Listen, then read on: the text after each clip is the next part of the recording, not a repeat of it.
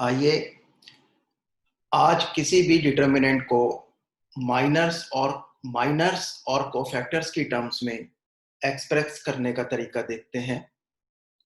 Determinant के हर element का minor होता है और हर एलिमेंट का कोफैक्टर होता है।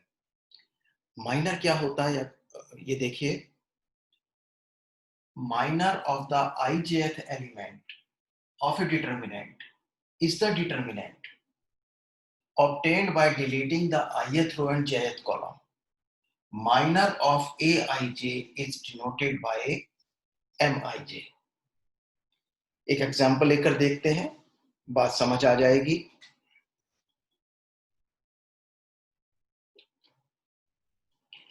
क्वेश्चन है,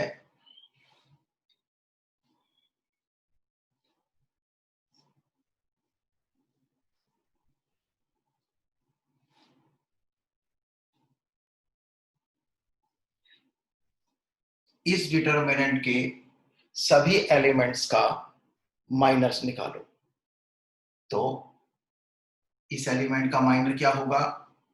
minor of the element of first row and first column, this is equal to, इसका माइनर निकाल रहे हैं तो इसके वाला रो कैंसल, इसके वाला कॉलम कैंसल, माइनर आ गया 3। क्योंकि एक नंबर का अगर एक ही नंबर हो तो उसका डिटर्मिनेंट जो है वही होता है जो वो नंबर होता है। इसका माइनर क्या हुआ? Minor of the element of first row and second column, तो इसके वाला रो कैंसल, इसके वाला कॉलम कैंसल, तो इसका माइनर हुआ 4।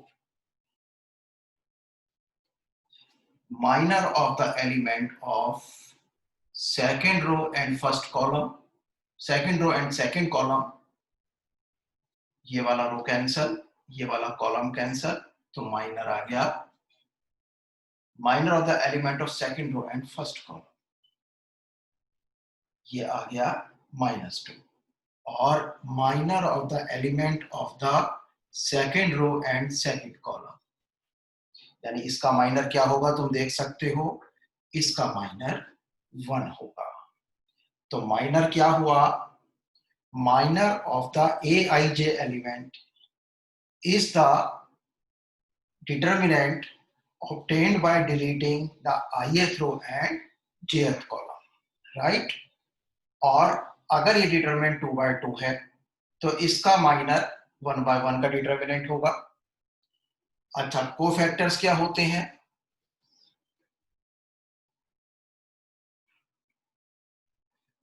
कोफैक्टर को हम किससे दिखाते हैं? aij से। और ये क्या होता है? -1 की power i plus j into mij, यानी ijth माइनर का कोफैक्टर क्या होगा? aij, और वो क्या होगा? उसको -1 to the power i plus j से गुणा करने पर, मल्टीप्लाई करने पर, तो तुम क्या देख सकते हो कि जब i plus j even number होगा तो जो माइनर है वही कोफैक्टर होगा, क्योंकि 1 इंटू दिस इज दिस। और जब i plus j odd number होगा तो कोफैक्टर और माइनर में केवल साइन का फर्क होगा, मैग्नीट्यूड सेम होगा। तो कोफैक्टर्स के बारे में क्या पता चला कि अगर i plus j even number है तो जो माइनर है वही कोफैक्टर है, और अगर i plus j odd number है तो माइनर और कोफैक्टर में केवल साइन का फर्क है। तो cofactor of the first row first column, cofactor of the first row second column, cofactor of the second row first column and cofactor of the second row second column. अब मैं क्या करता हूं, जहां पर i प्लस j ऑड है वहां पहले से ही माइनस लिख देता हूं, क्योंकि वहां साइन चेंज करना है, वहां कोफैक्टर और माइनर में साइन का फर्क होगा। तो कहां पर लिख दूं माइनस? यहां लिख दूं और यहां लिख दूं, क्योंकि इन दो प्लेसेस पर i प्लस j ऑड है। जहां पर i plus J even number है वहां जो कोफैक्टर है वही माइनर है, जो माइनर है वही कोफैक्टर है। तो minor of the element of first row first column क्या हुआ 3, ये क्या हुआ -4, ये क्या हुआ -2 था तो ये हो गया +2 और ये हुआ 1। तो इस डिटर्मिनेंट के ये माइनर्स होंगे और ये कोफैक्टर्स होंगे। माइनर्स और कोफैक्टर्स में क्या रिलेशन है, ith row and jth column का cofactor equals -1 to the power i plus j into minor of ith row and jth column.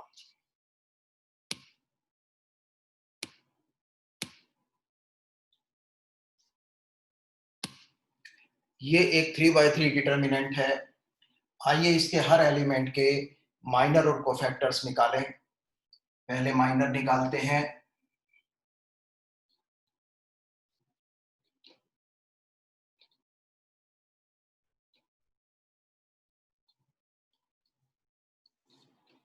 पहले निकालते हैं minor of the element of first row and first column. ये cancel, first row first column वाला row cancel, column cancel, क्या मिल गया 0 4 5 -7 और ये कितना आ जाएगा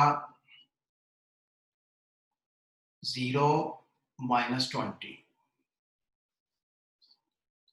minor of the element of first row and second column, यानी इसका माइनर, इसके वाला रो कैंसल, इसके वाला कॉलम कैंसल, क्या डिटर्मिनेंट बना 6 4 1 -7। क्या आ गई इसकी value -42 -4 -46। Minor of the element of first row third column, यानी इस एलिमेंट का माइनर, तो इस एलिमेंट वाला रो कैंसल, इस एलिमेंट वाला कॉलम कैंसल, ये मिल गया 6 0 और 1 5, यानी 30 -0, 30 -0। अब आते हैं minor of the element of second row and first column.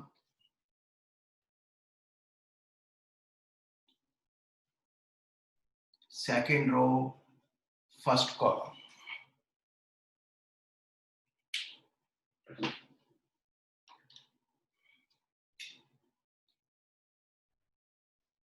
It is equal to, इसका माइनर निकालना है, ये रो कैंसल, ये कॉलम कैंसल, तो बन गया -35 एंड 5 -7। ये आ गया 21 -25, यानी कि -4। Minor of the element of second row second column, अब तुम्हें पता है इसका माइनर निकालना है, ये रो कैंसल, ये कॉलम कैंसल, तो 2 5 1 -7 इक्वल्स -42, सॉरी -14 और -5 -19। Minor of the element of second row third column, यानी इसका माइनर, तो ये रो कैंसल, ये कॉलम कैंसल, 2 -3 एंड 1 5, क्या आ गया 10 + 3 30। अब minor of the element of third row first column, इसका माइनर ये आ जाएगा, ये कौन सा डिटरमिनेंट बना -3504 और ये हो गया -12। इसका माइनर है -3504, तो ये आ गया -12। अब इसका माइनर निकालते हैं, थर्ड रो सेकंड कॉलम वाले एलिमेंट का, तो ये रो कैंसल, ये कॉलम कैंसल, 2 5 6 4, ये आ गया 8 माइनस 30, तो -22, and minor of the element of third row and third column, इसका माइनर हो गया 2 -3 and 6 0. It is equal to 0 plus 18. 0 plus 18. तो ये आ गए इनके माइनस, राइट। एक बार देख लीजिए, ये इनके हर एक एलिमेंट के इस डिटरमिनेंट जिसको मैंने डेल्टा से एक्सप्रेस किया है, इसके हर एलिमेंट के माइनस आ गए हैं। माइनस को मैंने पुनः लिख लिया। अब कोफैक्टर्स निकालने हैं। माइनस को MIJ से दिखाते हैं, कोफैक्टर्स को AIJ से दिखाते हैं। क्या फर्क है? जहां रो प्लस कॉलम इवन नंबर है, वहां जो माइनर है वही कोफैक्टर है, और जहां ऑड नंबर है वहां साइन का फर्क है। तो साइन का फर्क कहां कहां होगा पहले से ही लगा लो, यहां पर, यहां पर, यहां पर और यहां पर। अब हम चूक नहीं सकते। अब माइनर से ही कोफैक्टर्स लिख लो। तो A11 क्या होगा? -20। A12 क्या होगा? +46। A13 क्या होगा? 30। A21 क्या होगा? +4। और A22 -19 and A23 -30। A31 -12, A32 +22 और A33 80। तो इस तरह से हम माइनर्स एंड कोफैक्टर्स निकाल सकते हैं। अब एक चीज देखते हैं, अच्छा अगर अब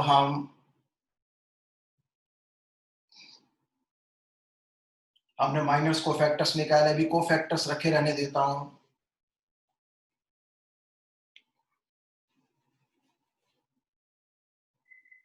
इस डिटरमिनेंट की वैल्यू निकालते हैं जरा, क्या आ गई? 2, फर्स्ट रो से ही एक्सपेंड कर रहा हूं, सेकंड कॉलम से भी कर सकते थे, अब फर्स्ट रो से कर रहा हूं। 2 0 -20, बीच वाले का साइन चेंज होगा क्योंकि यहाँ रो प्लस कॉलम ऑड है। ये कैंसल, ये कैंसल, तो क्या आ गया? -42 -4 -46 +5 30 -0।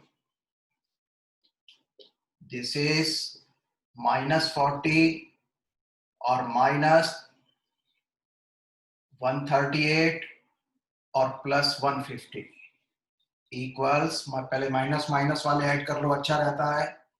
178 +150 इक्वल्स -28। तो तुमने देखा इस डिटरमिनेंट की वैल्यू आ गई -28।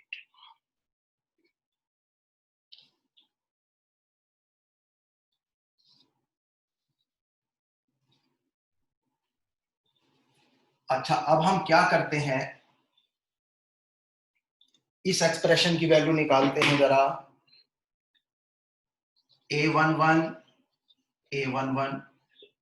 Plus A12 plus A13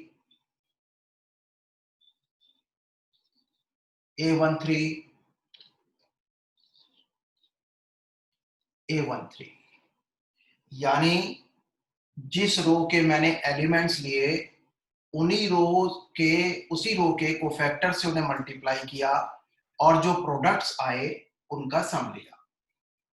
same row के एलिमेंट्स और कोफैक्टर्स को मल्टीप्लाई किया और जो प्रोडक्ट्स आए उनको प्लस किया। तो देखें क्या होता है, A11 इज 2 और इसका कोफैक्टर क्या है, -20, फिर A22 इज -3 और इसका कोफैक्टर क्या है 46, फिर +5 एलिमेंट है और करस्पॉन्डिंग कोफैक्टर क्या है 30। क्या आ गया, -40 -138 +150 और -178 +150 -28। तो तुमने क्या देखा कि अगर सेम रो के एलिमेंट्स लो और सेम रो के ही कोफैक्टर्स लो तो हमेशा डिटर्मिनेंट की वैल्यू आती है। अगर क्वेश्चन आ जाए कि सेकंड रो के कोफैक्टर से डिटर्मिनेंट की वैल्यू निकालो, तो सेकंड रो के कोफैक्टर्स निकाल लो केवल सेकंड रो के, और फिर इस तरह से सेकंड रो के ही करस्पॉन्डिंग एलिमेंट्स उनको मल्टीप्लाई करके और प्रोडक्ट्स का सम ले लो। तो तुमने क्या देखा, जिस रो के एलिमेंट्स हैं अगर उसी रो के कोफैक्टर्स हैं तो हमेशा डिटर्मिनेंट की वैल्यू आती है। ऐसे ही जिस कॉलम के एलिमेंट्स हों और उसी कॉलम के कोफैक्टर्स हों तो हमेशा तुम्हें डिटर्मिनेंट की वैल्यू मिलेगी। अब एक चीज और देखिए, इस बार मैं क्या करता हूं, एलिमेंट्स तो लिए मैंने फर्स्ट रो के और कोफैक्टर्स लिए थर्ड रो के। देखें क्या होता है, 2 थर्ड रो का ये -12, फिर element of first row and second column -3 और A32 क्या है 22 और फिर +5 और ये क्या है 18 इक्वल्स -24 -66 +90 यानी -90 +90 यानी 0। तो तुमने क्या देखा कि हमने एलिमेंट्स डिफरेंट किसी और रो के लिए है और कोफैक्टर्स किसी और रो के लिए है, तो वैल्यू क्या आ गई, वैल्यू क्या आ गई 0। डिटरमिनेंट की वैल्यू नहीं है, डिटरमिनेंट की वैल्यू तो -28 है। वो कैसे आती है, सेम रोज के जब लेते हैं। तो अगर डिफरेंट रोज के एलिमेंट्स और कोफैक्टर्स लिए, यानी एलिमेंट्स किसी और रो के हैं और कोफैक्टर्स किसी और रो के हैं, तो हमेशा वैल्यू 0 आएगी। और अगर सेम रो के एलिमेंट्स और कोफैक्टर्स हैं या सेम कॉलम के एलिमेंट्स और कोफैक्टर्स हैं तो वैल्यू हमेशा डिटरमिनेंट की वैल्यू आएगी। ये बात ध्यान रखने वाली है। एक छोटा सा रिमार्क, अगर कोई 3/3 डिटरमिनेंट है तो उसका माइनर्स किस ऑर्डर का होगा, उसका माइनर्स 2/2 ऑर्डर का होगा। यानी अगर डिटरमिनेंट का ऑर्डर n है, n मीन्स n/n, डिटरमिनेंट का ऑर्डर n है तो उसके माइनर का ऑर्डर हमेशा n-1 होगा। क्योंकि वो कैसे प्राप्त हो रहा है, वो हर बार एक रो और एक कॉलम को डिलीट करके प्राप्त हो रहा है, राइट। तो अगर किसी डिटरमिनेंट का ऑर्डर n है तो उसके माइनर का ऑर्डर n-1 है। डिटरमिनेंट का ऑर्डर 2 है तो माइनर का ऑर्डर 1 है। डिटरमिनेंट का ऑर्डर 3 है तो माइनर का ऑर्डर 2 है। आइए अब एक सवाल देखते हैं बुक का। आइए एनसीईआरटी की एक्सरसाइज 4.4 का क्वेश्चन नंबर 4 देखते हैं। ये डिटरमिनेंट दिया है और क्वेश्चन है कॉलम थर्ड के कॉलम 3 के कोफैक्टर्स का यूज करके इस डिटरमिनेंट की वैल्यू निकालो। तो पहले तो कॉलम थर्ड के कोफैक्टर्स निकालते हैं। क्या होंगे, ये होंगे A13 A23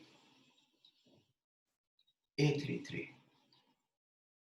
A13 रो प्लस कॉलम पॉजिटिव है तो जो माइनर होगा वही कोफैक्टर होगा। यहाँ माइनस का फर्क होगा माइनर और कोफैक्टर में, और यहाँ क्योंकि i + j इवन नंबर है तो जो माइनर होगा वही कोफैक्टर होगा। अब माइनस निकाल दो, तो ए इसका माइनर क्या हुआ, इस डिटर्मिनेंट की वैल्यू हुई यानी कि z माइनस वाई, और इसका माइनर क्या हुआ, इसका माइनर हुआ z माइनस एक्स,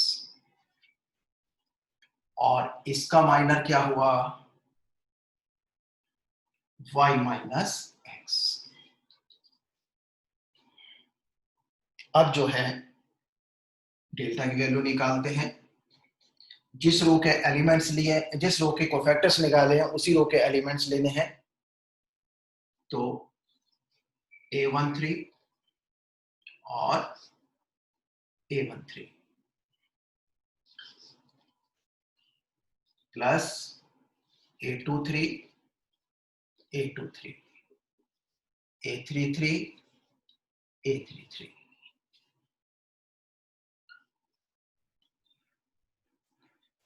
A13 क्या है, YZ, और फिर ये है Z माइनस वाई, फिर A23 है ZX, और ये है X minus y, X minus Z, और ये है XY, और A33 क्या है, Y माइनस X, इक्वल्स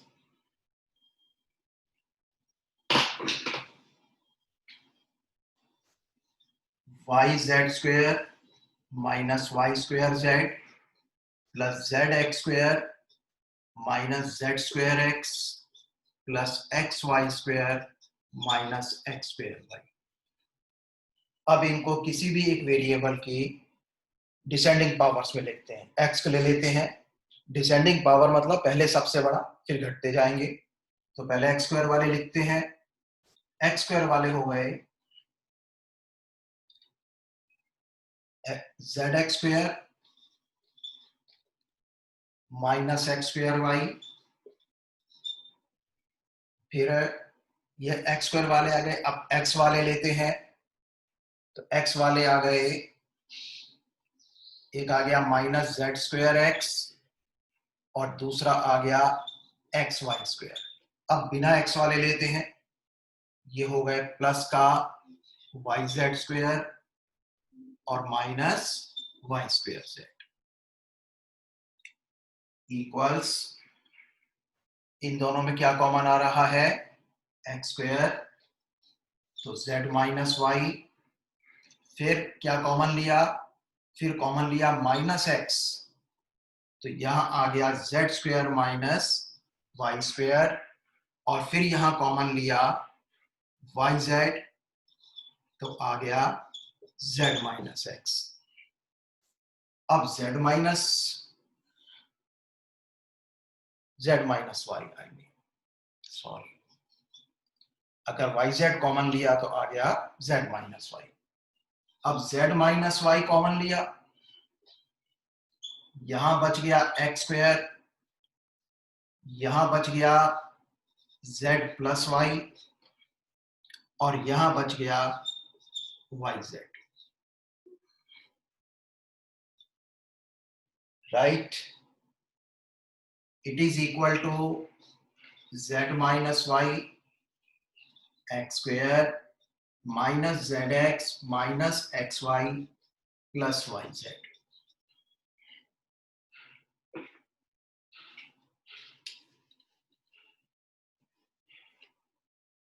इसके बाद ऊपर देखो, तो डेल्टा क्या आ गया है अब तक,